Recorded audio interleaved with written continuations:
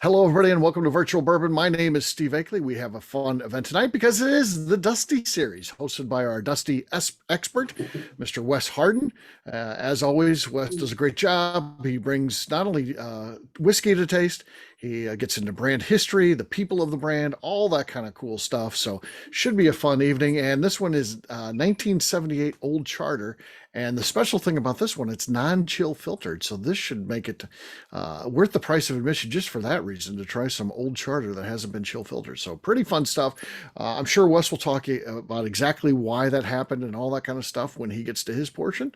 So with that, I'll turn it over to Wes, and he can tell you everything you need to know about Old Charter. Hey, Wes, how's it going, man? Hey, Steve, how's everyone doing? Good, good.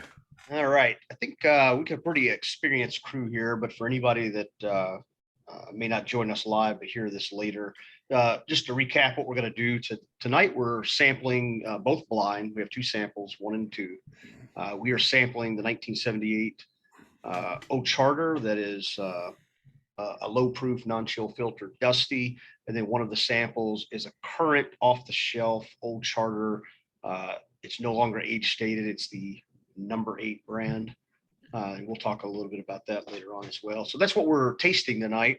So let's jump into it here real quick. I'm going to go through just real quickly. I thought a big portion of this tonight, we're going to go through the history of the Old Charter brand, which is always exciting. But part of this is that the Dusty is non-chill filtered. I wanted to talk about what that actually is. I think a lot of us know what that is, but just in case, I just wanted to go over a quick kind of review of what chill filtering is, why someone may do it, why someone might not do it, why it's kind of a big deal for lower proof Dusties and what it could do and a lot of times does to the whiskey when they do that. And then we'll get into drinking sample 1, then I'll get into the Old Charter history, and then I've got some more non-chill filter stuff at the end. So non-chill filtering, it's a chill filtration process.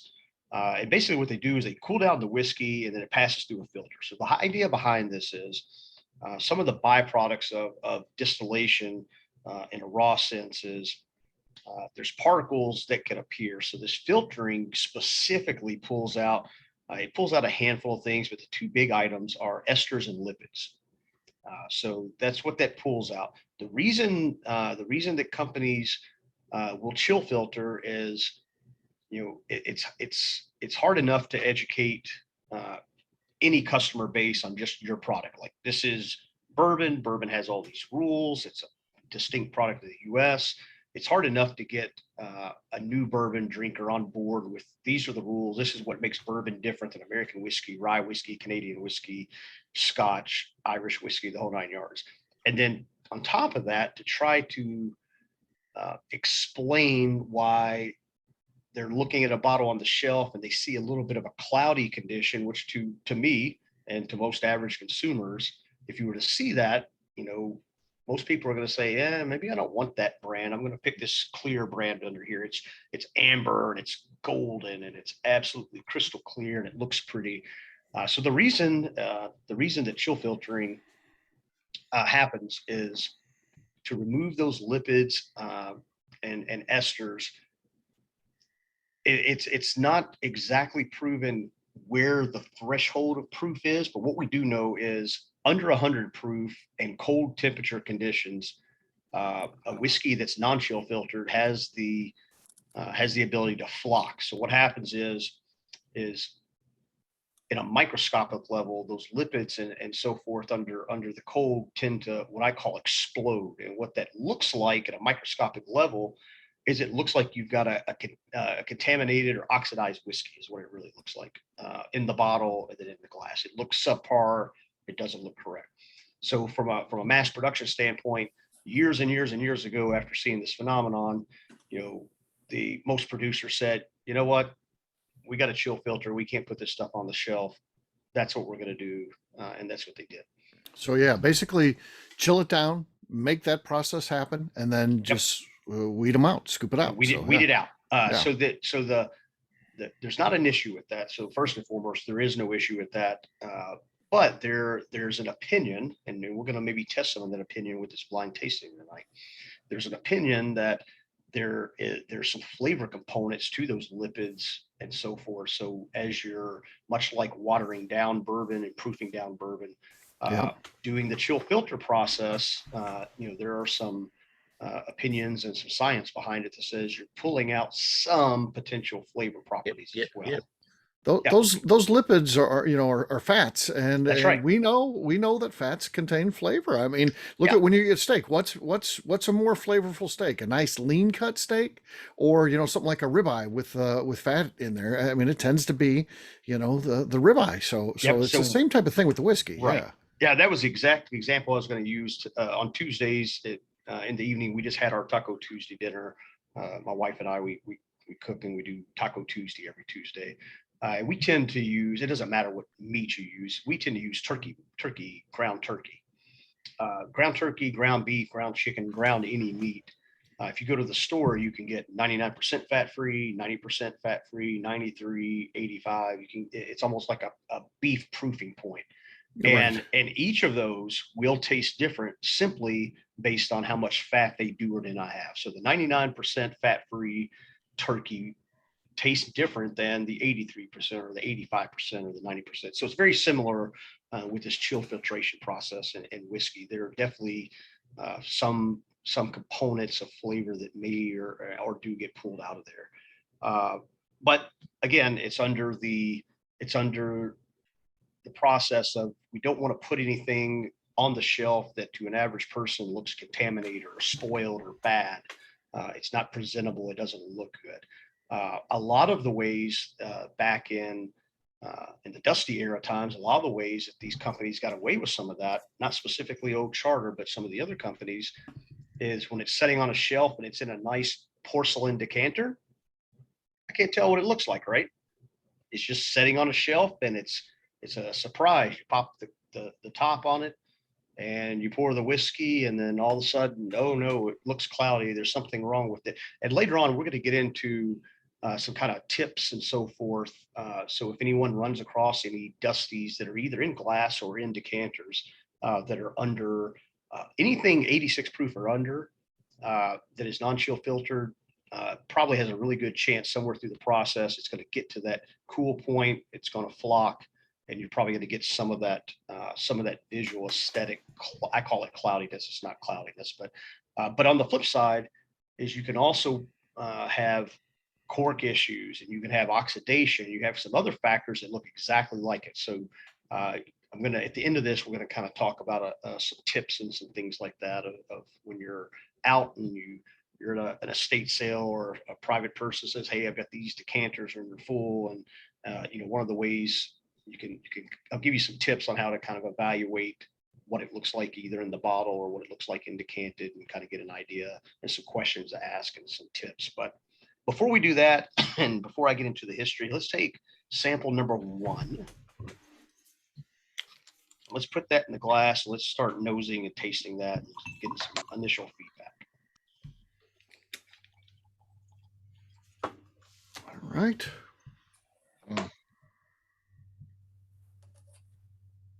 And just for the record, both of these are 80 proofers. So, neither one are going to probably smack you in the face with a crazy heavy nose. But, to me, the first one I definitely get some stone fruit in there.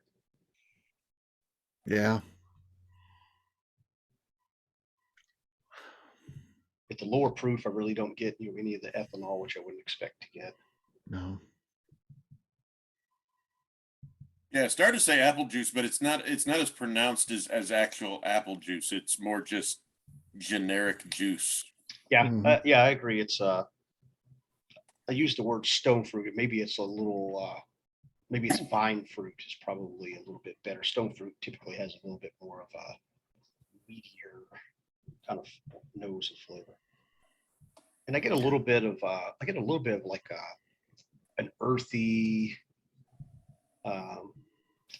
I don't want to use the word vegetative because it's not off-putting, but more of a dampness. Yeah, it's almost like I get a little bit of maybe like a honeysuckle or something. Honeysuckle. Like that. Okay. Slight cinnamon I get out of it. Okay. Yeah, slight. Maybe like bubble gummy too. Yeah.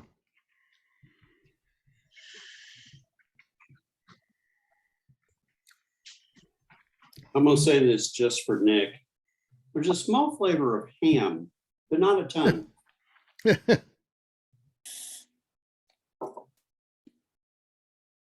are you guys I really getting on the I taste really- or palate? I really didn't smell ham. It's- Yeah, it's that generic juice. It's slightly sweetened fruit flavored water. Yeah, you know what's remember that it's not juicy fruit. Remember that old striped gum that had the giraffe on the Yeah. Fruit stripe gum. Fruit stripe. striped gum? Yeah. On the taste, actually when I go back to the nose, I get a little, and maybe it's like that confectioner sugar that it was always kind of dusted on there, but I get a little bit of that. Yeah. No finish to speak of with this one. I mean, No, Mm-mm. I'm getting a little bit of kind of yeasty pastry okay. buried down in there once you get past the bubble gum and the fruit and the cinnamon. yeah. Yeah, I agree. Okay. Like it's almost like generic Mrs. Baird's generic fried fruit pie, kind of Okay. with a little frosting on it. Okay. Well, I could see that. Fruit pie. Bye. Bill? You're on mute, Bill. Bill's on mute. There you go, buddy. It's pleasant. I mean, Yeah. there's nothing bad about it. It's just light. Yeah. Okay. Yeah. Yeah. It would, these 80 proofers, you start thinking about cocktails and that. This, I don't think it would hold up to a cocktail. No, probably not. It would disappear. Yeah. But it's good this way. It's, I mean, it's not bad. It's Rob, yeah. What do you go ahead. think? Rob, what do you think, man? Oh, you guys nailed it. Less is more. I don't think I have anything to add. Uh-huh. yeah, it's definitely not going to hold up in a cocktail, but if you have a friend or someone who's trying to go introductory and you Well, can't this get kinda- them in, yeah, you It can't kind of just- reminds me of why when I crave Irish whiskey, it's usually like it's a hot day and you just Okay. pour some over the rocks and just sit on your back porch or whatever. This would be wonderful for that because it's Yeah. thinking, it's refreshing. Yeah. Maybe even a grass cutting bourbon. Yeah, maybe a grass cut. All right, let's jump into some old charter history here. So, back in 1867, so this is another distillery and brand that's been around for probably longer than people know. 1867, two gents by the name of Adam and Ben Chappies, and I'm not exactly sure if that's the correct pronunciation or it's Chappizi, but I'm going to call it Chappies. I'm just going to pronounce it like it's spelled. They built a distillery in, ironically, Chappies, Kentucky, which is another one of these unlimited amounts of blips on the radar, but basically it's an area outside of Bardstown is what it really amounts to, or was an area outside of Bardstown. 1874, they created the Old Charter bourbon brand. They actually named it after this famous charter oak tree that was in like this government courtyard in Hartford, Connecticut, of all places. So I'm not exactly sure. I'm assuming they either Is that the saw one it that's on the back of a quarter? Because they have one on the Connecticut quarter. So It could be. My guess is they either had some history there back in the day, or they just saw it in some publication or something and said, "Hey, let's call it the Old Charter Oak." Ironically, the same year that they created their Old Charter bourbon was the same year the first year Kentucky Derby ran at Churchill Downs. So just a little tidbit, no big deal there.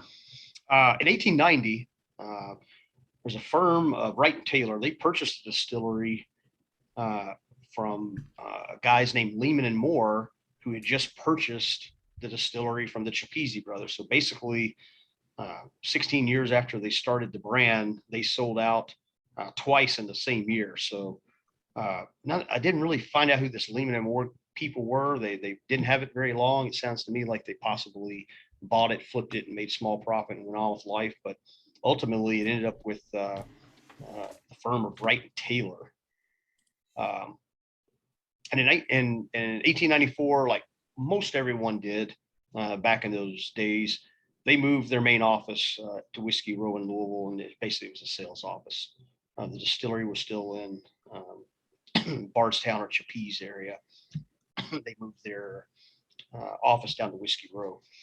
In 1896, they expanded, and they were at the mashing capacity of 1,000 bushels per day. So this is another one of those, you're talking pre-prohibition. You're definitely talking pre modern distilleries and modern equipment with fewer people and more automation and help and so forth. So it's another example of just the sheer output a number of people could put out back in the day, and the popularity of bourbon and American whiskey before prohibition. So they were at a capacity of 1,000 bushels per day of mashing.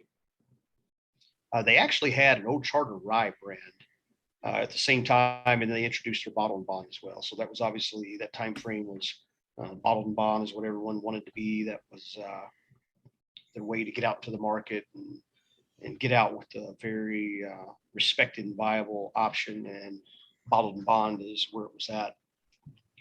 In 1905, Old Charter, by 1905, Old Charter was distributed across the entire U.S. They were distributed all the way into Alaska, which was kind of strange. And they were valued in the Midas criteria at around $750K. So back then, if you could think pre-1900s or right at the turn of the century, 1905, a company valued at $750K is still a pretty big company back then, considering the price of whiskey and the price of everything back then. During Prohibition, like a lot of people, Wright and Taylor decided to get out of the spirits industry altogether. Like they went ahead and got out of it, and they moved real estate. However, very similar to what we talked about with the H&H brand, they actually, as part of this deal to sell the distillery and sell the brand, they owned the stocks of whiskey that were produced before 1920. And they contracted Stitzel, not Stitzel Weller, but AP Stitzel in Louisville. They contracted Stitzel to store, bottle, and sell their aged stock during as medicinal whiskey during Prohibition. Stitzel charged. So this is a very odd number to me, knowing what we know about some of that pricing in that time frame. Stitzel charged for storage and bottling, and on top of that, they charged the Wright and Taylor $1 per case commission on sales. So if you think back then, a lot of those, it doesn't say if these were 700 milliliter bottles, they were pints, they were half pints, they were whatever they were. My guess is they were probably pints, possibly liter bottles, 4/5 quarts, things like that. But back then, I've seen price tags on a lot of dusty bourbon from the 40s, 50s, and 60s where even a full-size bottle then was $9.99, $7.99, $6.99. I can imagine in Prohibition time, and maybe then, because it was medicinal and it was obviously not readily available, they cranked the price up and everything. But I just thought it odd and strange that these guys still paid a storage and bottling fee on top of $1 per case. Like it seems like a crazy amount of money to me. Just for people that are listening that aren't in the chat, Steve just did the math. The $750,000 in 1900 is the equivalent of purchasing power today of about $26 million. Yeah. Wow. Yeah. So you can get the idea of how valuable that Old Charter brand and distillery were back in the late 1800s and early 1900s. I'll tell you what, let's take a quick break before I get into some more of this. Let's go ahead and sample number 2 while we're at it. I also put the picture of that quarter, and it was after the Charter Oak out of Connecticut. So interesting. So the brand is named after that tree, which is odd. I guess it's a very, very famous tree. Very famous tree. All right. Now, visually, this is just a completely different beast. Mm-hmm. On the nose, it's very different too. On the nose, it's a completely different beast. Mm-hmm.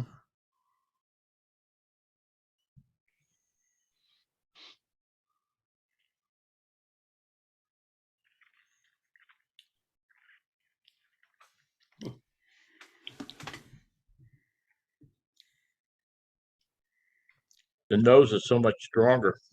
Yeah. Mm. It's interesting if he knows 2 and then go back and knows 1. Knows 1 almost picks up like a lactic quality. Yeah, along with that yeasty note you were mentioning, it gets bigger. Yeah, it's Yeah. a lot more noticeable. It's kind of similar, the nose, but there's much more to it. Mm-hmm. I get a little bit of smoke on the nose on this one. I'm getting a little of that funk that you usually associate with Dusty's. Funk, yes, that's there. A little floral too, though. Mm-hmm.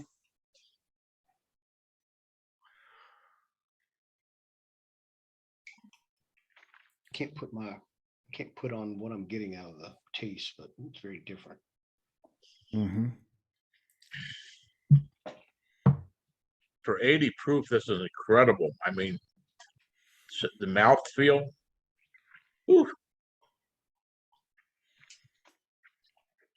So it's got like, it reminds me of the taste I get in my mouth working in my grandfather's shop when you're like, you're running the saw so long that the air is just filled with sawdust Uh-huh. and it just kind of gets on your tongue. It just that powdery, like it tastes like wood. Right.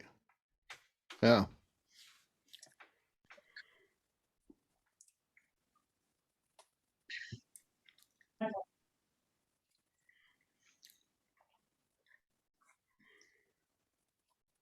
Yeah, I think to me, the reason they're 2 different is number 2 to me is all earthy.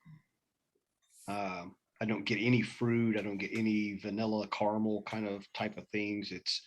If I had to guess, and I have no idea of knowing, but if I had to guess, I would be willing to bet that number 2 for sure was stored in its entire lifetime and probably the bottom of the rick house, closer to the ground, away from the super high heats. Would be my guess. That's only a guess, obviously. Mm-hmm. yeah, 'cause it has that kind of a feeling in the mouth like an older bourbon. So Yeah. yeah. Again, not much of a finish, but it does what's there. The little bit of spice sticks around for a long time. Yeah. There's some spice there that just stays on the palate. Yeah. And just stays and stays. Yeah. Long That finish. spice comes off as a peppercorn for me. Mm-hmm. Yeah. Yeah. Yeah. Almost like you've got some fresh ground pepper and one of the little corns kind of pops in half and you get it in the back of Yeah. your throat or whatever. Yep. Anyone else before we move on? Mm. All right, I'll let you guys enjoy that. We'll go through some Okay. more old charter history here.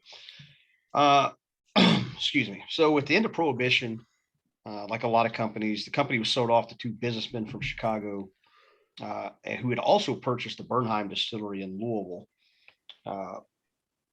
And between those 2 distilleries, they produced I.W. Harper, Belmont, Astor, and then obviously Old Charter. In 1937, which in not long after Prohibition and kind of the dust settled from who sold, who lost, who quit, who shut down and could never come back. One of the big powers, Shinley, came into play, and they purchased the Old Charter label as well as the distillery in Chapice, and they changed that distillery name to Limestone Springs. So basically, in 1937, that if you ever read anything or hear anything about not Limestone Bourbon brand, nothing to do with that, but if you hear of a distillery called Limestone Springs, you'll know that was the original Old Charter distillery there outside of Bardstown. And of course, Shinley had also purchased the GT Stag distillery.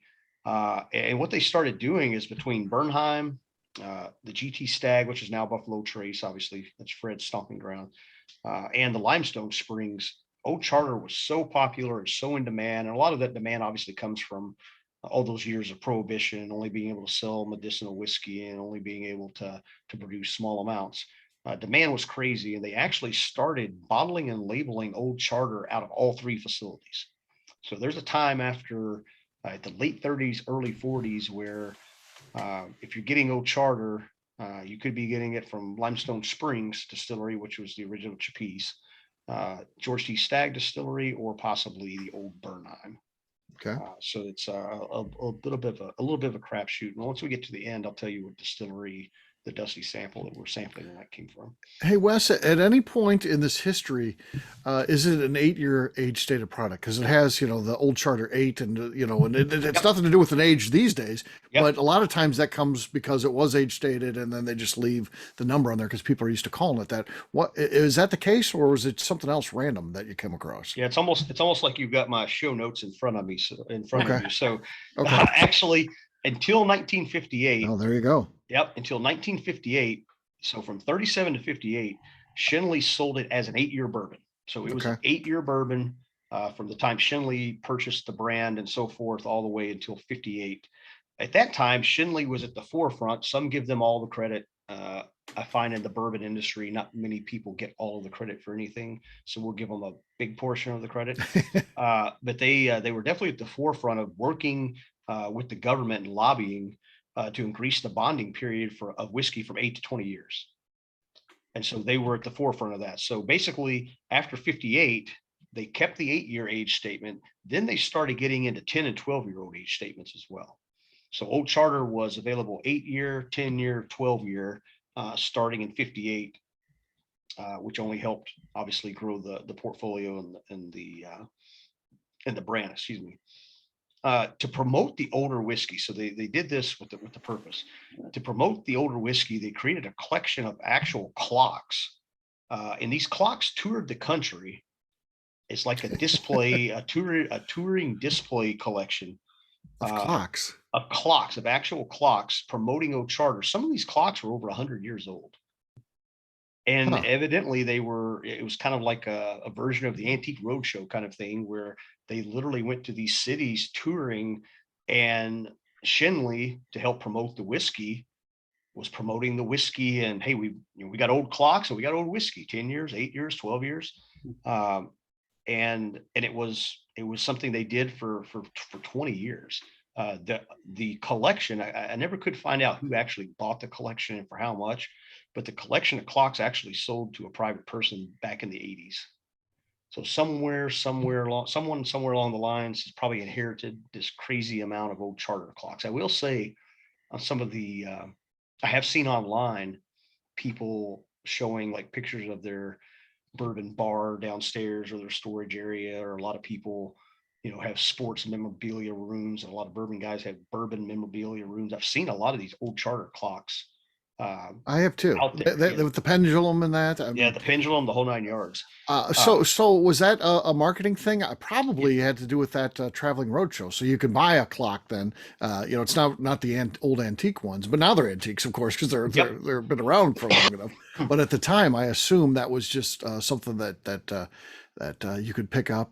Probably part of that, I would guess. Yeah. So it was totally a marketing thing, and the way they tied it in, and the bottle is upstairs. But not any and not all, but a lot of the old Charter Dusty bottles. Actually, give me 1 second. I actually have. Oh, hell yeah. Hang on a second. Okay. This has got it right here. He's on it. I have another unopened bottle. This is 7-year. If you guys can take a look, see the image of the clock right on the front of the label. Yeah. So they tied it in from a marketing standpoint. So they had this traveling roadshow with these actual antique clocks. They changed the label to put the clock on the label, and their slogan was "the whiskey that does not watch the clock." So the idea is this is fine whiskey. We don't care how long it sits. It can sit 8 years, 10 years, 12 years. It sits until it's what we want it to be, until it's perfect, until it's premium, and so forth. So it was 100% a marketing campaign, and it was a very big marketing campaign. It was very, up until the 70s and 80s, when the entire bourbon world started going downhill, Old Charter was another one of those super popular brands. They had 7-year, 8-year, 10-year, 12-year, 80 proof, 86 proof, bottle and bond. They were all out there. And they had this traveling roadshow of antique clocks, and it evidently was extremely popular, and it was 100% branding, all branding. But in 87, as we know what happened in the 70s, 80s, in 87, Old Charter was sold to United Distillers. And at the time, United Distillers actually introduced the 13-year Proprietor's Reserve in 1994. And it became part of, if anyone remembers, the Bourbon Heritage Collection. So that was where they were all in like the little Elmer T. Lee style bottles. And there was a 13-year Old Charter. There was a Weller, a red labeled Weller. It was like almost the original version of like an antique collection. There we go. Look at that. There we go. Oh man, There. Rob brought out the heavy hitter there. Well, and that actually makes sense, since United Distillers, which became Diageo, did that same thing with their malts during that time, trying to save a lot of their single malts. Yep, absolutely. Rob, if you could talk for 1 second and hold that up again, because we put it out the speaker view. So unless so the at home audience can see that too. Sorry, that's a good point, Steve. So there's Yep. that bottle, that Elmer T. Lee style bottle that Wes had just mentioned. Yeah, that was to me kind of that Bourbon and Heritage Collection was kind of the first antique collection type of thing. And I can't remember. 13 years old. I know there was an I.W. Harper in that group. Dickel. Dickel, thank you. Dickel was the other one. So it was kind of what ended up being a mix of Diageo and Buffalo Trace at the end of the day later on in life. But it was Weller, Dickel, the Old Charter. I don't think there was a Stag of any kind. Old Fitz too. Old Fitz was the fifth one. There you go. Old Fitz. So that was a pretty cool collection. They were all in those little more squat Elmer T. Lee kind of bottles is what I call them, the little square guys. But yeah, this was one of those. This is one of those collections. And in 1997, Old Charter was the brand was sold to United Distillers. I'm sorry, from United Distillers to Buffalo Trace. And basically, at that point, they still sold in bottled 7 and 8 year and a little bit of 10-year up until the stock of labels and so forth kind of ran out. But from a strategic standpoint, once the inherited labeling and age stock kind of left, Buffalo Trace really didn't do a lot with Old Charter after that. They did turn it into what they call an Old Charter number 8. It is not 8-year age stated. It's definitely not 8 years old. I think it's closer to 3 years old, if I'm not mistaken. It was the topic of quite a bit of controversy and an actual lawsuit. Yeah, I remember that. Yeah, there was it was part of a lawsuit. People were suggesting that because it had been an 8-year age stated, and it still had the 8 on there. Yeah, it still had the 8 on the label. There was that, the average consumer, it's not crystal clear that it's a different product, and on and on and on. So once that was settled, I think the NO number is now gone. I think it just says 8. I think it's just an 8 on the label, if I'm not mistaken. I think they actually took the NO period before the 8 off of there, so people definitely couldn't see, or definitely could see that it wasn't the same thing. There was actually a short-lived 101 proof shelf version of this, and I think it was early 2000s. It wasn't age stated. I've had a bottle of it. It was actually pretty good, but it was a 101 proof that they came out with for a short time frame in the early 2000s, and I think it went away pretty soon after that. It was in a clear bottle with kind of a clear label. What was interesting about that bottle, it was the old, they called it the old, it was an embossed, had embossed glass, and it actually had like a stalk of like wheat embossed on the glass. It was kind of a weird thing, but yeah, it was like a burgundy label type of thing. If there's a handful of those still running around somewhere, but it wasn't age stated, but it was 101 proof. So it did have a little bit more. Hopefully Rob's going to grab us one of those in a second and show us. I was thinking. Yeah. Yeah, so that's the history of it here recently. What Buffalo, to give Buffalo Trace some credit, the old Charter brand, and I was happy to see this. The old Charter name, not so much the brand, but the old Charter name was kind of reimagined recently as a premium experimental release through their basic their old Charter Oak series. So what they did was they experimented for quite a few years with different versions of oak. So there's Canadian oak, and there's French oak, and there's Mongolian oak, and they did obviously a ton more experiments. Some of them didn't pan out. Some were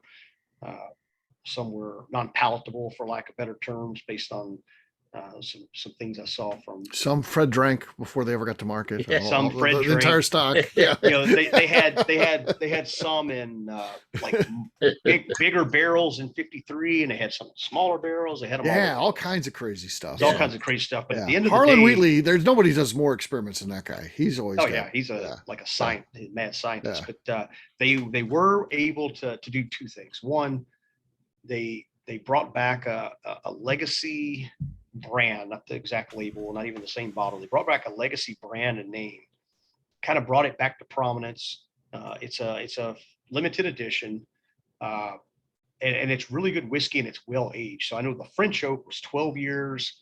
The Mongolian, I think, was closer to like 8 or 9. I don't think It was 10. The Mongolian okay. was 10. Yeah. The 10. The Canadian, I can't remember. I think the Canadian was 12 as well. But it's not 3 years, it's not 4 years, it's not 5 years. It was well aged whiskey. They were all good, reasonable proofs. And I'll tell you, I haven't had the Mongolian. They say it's a very unique drinking experience. The French oak to me is outstanding. It's absolutely, like, if it was something you guys put on the shelf every day, people be beating down the door and buying them by the handles if you had them. That French oak was amazing. The Canadian oak was good as well. But yeah, so recently, Buffalo Trace has kind of brought the old Charter name back to prominence with some experimental oak, well-aged product that had been received very well by the whiskey geeks for sure. And unlike what they did with, because they did that same thing with Benchmark, but they didn't turn the experimental stuff, the new batches and bonded and everything, into a premium thing. If I remember right, like the bottles of the new experimental line for Charter are gorgeous. Yeah, they're like they're kind of like the Michter's bottle. They're like taller and sleeker, Yeah. but they're not as rounded. They're more chopped off like a tombstone, almost like a little wide shoulder, and it kind of narrows down at the bottom. The one I had is empty and long gone, so I don't have one to show. But yeah, so it's kind of to bring the history full circle here in the last 3 or 4 years. They've been able to release those Charter Oak series, and I'm hoping that they continue making the ones that were successful. I'm hoping there's some potential new ones coming down the line, because I think it's another one of those brands that deserves something better than the bottom shelf. Yeah, I agree. Yeah, it deserves a lot better than that. So real quick, I do want to follow up on kind of how we open. We're talking about this non-chill filtering and so forth. So if anyone has any interest, I'll go through this real quickly. So when I am looking at and evaluating Dusties, you can find some 80 proof and 86 proof, just glass bottles. This was a screw cap. It didn't even have a cork in it. And in the bottle, you could see a slight haze to the whiskey. And the immediate thought, and it's not a bad thought just to protect yourself, but the immediate thought from everyone is it's oxidized, flavor's gone, it's bad, hard pass all day long. Mm-hmm. But what I like to do is I like to look at it a little bit deeper. So if you know that, the first thing you want to ask or you want to find out is it a twist top, and is it sealed? If it's not sealed, don't buy it. It doesn't matter what if the old tack strip is broken, if the outer packaging and cellophane is broken, unless you know very well the person. Like if Steve had a bottle and it was like that, I trust Steve. I'd take that in. But just a stranger or whatnot, I wouldn't do that. So the first and foremost thing is, does it have any appearance of being open? If the answer is no, and it's a twist top and it's under 90 proof, the chances are it's a low proof non-chill filter and there's zero wrong with it. It's going to be very similar to what we sampled tonight. If it has a cork, the same rules still apply. If the seal hasn't been broken, there's no signs of leakage, which is very easy to tell from the outer labels and bottle and everything. If there's, you can look at the fill line, you can look at all those things. If it appears that there's no leaking or any kind of compromise to the seal, then you're probably in good shape, and it's probably still just the non-chill filter dusty portion of it. When you get into decanters is where you get into the crapshoot just a bit. What I do with decanters, no matter who I get the decanter from, I'm not buying the decanter to try to take it and run it and flip it on the secondary market and things like that. If I buy a decanter, I want, and everyone Bible will do this. They'll give you proof and a video of decanting, and when they decant, you filter through, you get the pieces out and so forth. From a decanter, most, not all, most decanters are cork, but there's a lot of the old beams specifically, and some of the old IW Harper decanters specifically that are twist tops, Ezra Brooks as well, the twist tops as opposed to cork. Again, twist top with a seal, you're good to go. If it's a little bit cloudy, it's not oxidation, it's probably going to be the chill filter. So don't, if you have an opportunity to get a dusty that's lower proof, and you see, you look at the bottle and you say, oh man, it looks a little cloudy or whatever. You could do just a little bit of diligence and for a very cheap price, come away with the very flavorful non-chill filter dusty of whatever it is. IW Harper. The usual suspects are.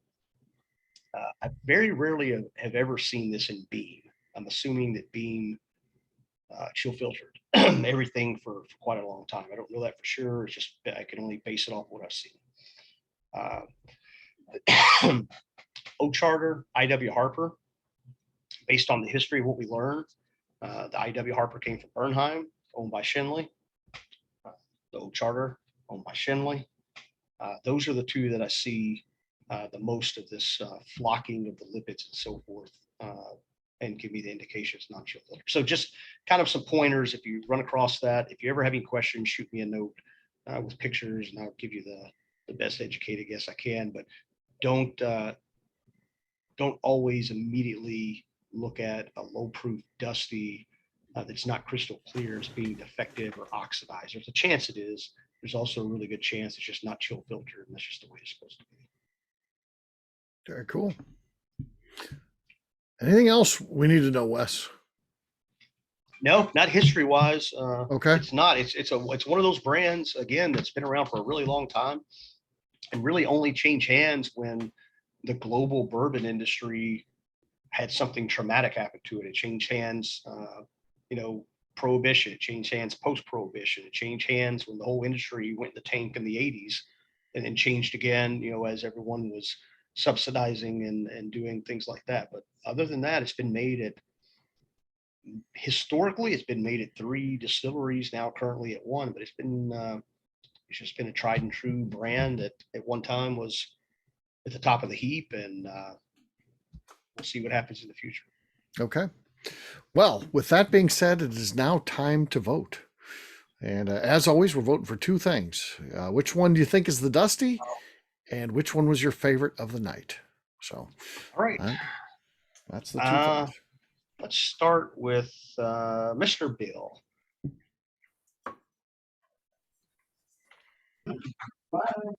I'm going to say that number 2 is the Dusty, and that was my favorite. 2 and 2. All right. Go, Jason. Yeah, I'll have to agree 2 and 2. Oh, I'm sorry, I didn't specify which one. Sorry about that. all right. All right, 2 and 2 for Jason Soud or Jason Wickle. 2 and 2. The double deuce. 2 and 2. Okay. Let's go, Rob. 2 and 2. Double deuce. Kent Mace. 2 for the Dusty. This is one where I probably went back and forth, taste one then the other, a lot more than I think I've ever remembered doing it. And I thought it was really interesting how sweet both of them were in doing that. There's a really cool mouthfeel with number 2. But I kind of like the taste of number one after all of that. Just switching back and forth. So, Okay. I will say this, now that I've talked for a while, let number two set in the glass, and I'll go back and nosed it. I'm starting to get heavy, like baking chocolate, like cacao. Just Huh. Yeah. getting a little bit of that. All right, let's go. Who have we not had here? Let's go Mike Gascamp. Roadhouse, maybe double deuce. Go Double Deuce. Who else we have? Nick or Nate? I'm sorry. I'm Nate. Sorry, I forgot. I thought you were Nate. Your name I always forgot throws me to change off. my name. I don't know. It always resets. I don't know why. 2 is the Dusty. I like both a lot. I'll give the slight edge to 2, but it's actually pretty close. Okay. Okay. Steve? I'm going to go with the majority, 2 and 2. All right. Yeah, this was, I think, just looking in the glass, if you guys compared glasses before we ever sipped, you could see a little bit of what we were talking about. One had just a slight, I call it haze or cloudiness to it. Color-wise, if you take that out of the equation, they're both, what you expect for 80 proofs, light, kind of goldenrod color to a degree. But yeah, everyone got this one pretty easy. It's Tuesday. I didn't get to vote. I'm sorry, Fred. Well, we know his vote now. We have to do this all over again. You were shaking your head the whole time when everybody said 2 and 2. Yeah. So sorry about that, Fred. It was no contest, 2 and 2. 2 and 2. Okay. Controversy rocks the Dusty That's right. Yep. So 2 is the Dusty for sure. Okay. Yeah. Well, there you go. Everyone got it. Everyone got the Dusty this time. So yeah. Well, that's good. Yeah, this is one where you're doing the non-chill filtered thing, and you can see it. It's that would have been a tough one to miss, but yeah, but it was good stuff. So Good event. yeah, Wes's next 2 events are sold out. So IW Harper, which will be a week from tonight, is sold out, and then his Michter's one on September 6th is also already sold out. So the next one available is the Kentucky Gentleman one on September 27th. Still tickets available to that. So why would someone want to attend that one? Give us a little overview of that one, Wes, since there's So the history that we're going to be going through outside of just the Kentucky Gentleman brand itself, which they had some very interesting decanters and things back in the days. We'll talk about some of that. But what we're really talking about is we're talking about Barton's Distillery. So we haven't had an event where we talked about the old Barton Distillery. There's a lot of history. I think it's one of those distilleries that, on a day-to-day basis, currently they just pump out a bunch of 1792 products and a bunch of contracted stuff. But historically, it's a really, really old distillery with a lot of history. We'll talk about Oscar Getz, and we'll talk about a lot of people from back in the day. So I think it's an interesting one. It's one that I've never completed a whole complete deep dive into the history. So I got to start working on that. So it's exciting for me just to be able to do that and share all the good stuff with everyone. Oh, that sounds good. Yeah, looking forward to that. And then you do have a couple more in the works. We haven't posted them yet. You told me these are coming. What are a couple of other ones you've got that are going to be coming up? Yeah, so we look out for.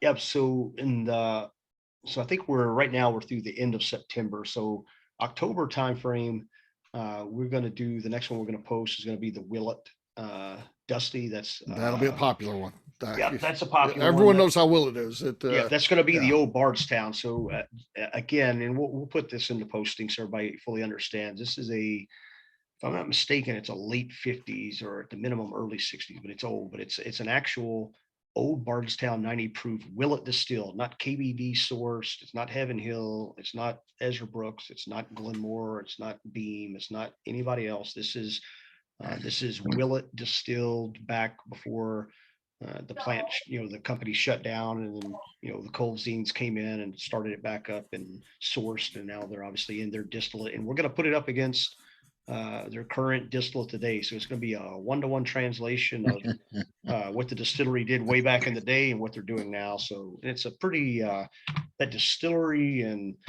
the lack of media that those guys do, and they're just kind of like quiet and mysterious, and they're very, they have a big cult following. So yeah, we're going to do that one in October. And then I've got staring me right in the old face. We're going to do it at the end of this year, maybe later in October. We may do it like a holiday kind of thing. But we've got a 70s Old Fitzgerald Stitzel-Weller decanter. That's absolutely that's a good one too, man. Dark and crystal clear. I'm still hunting for a comparison. My preference is to try to chase down one of the mid to late 2000s Old Fitz bottled and bond in the green label. Yeah. I don't want to do one of the new decanters because there's so much more age. It's not as good of a comparison. The worst case scenario is we'll put it up against either Weller Special Reserve, which is around the same age frame, 90 proof. It's a weeder. That's probably the backup, but I would like to put it up against the Old Fitz 100 proof bottled and bond from Bernheim. So either way, we'll do the key player there is whoever joins that one. We're going to drink some clear, dark 70s Stitzel-Weller Old Fitzgerald. So that's going to be fun.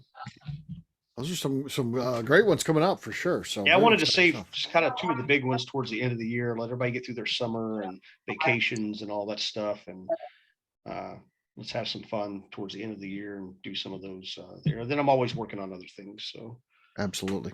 Well, as always, great job, Wes. Let's have a round of applause for Mr. Wes Hardin for bringing it once again. Great show tonight, Wes. Really appreciate it, my friend. All right. With that, we will say goodbye for our audience that's watching this on YouTube.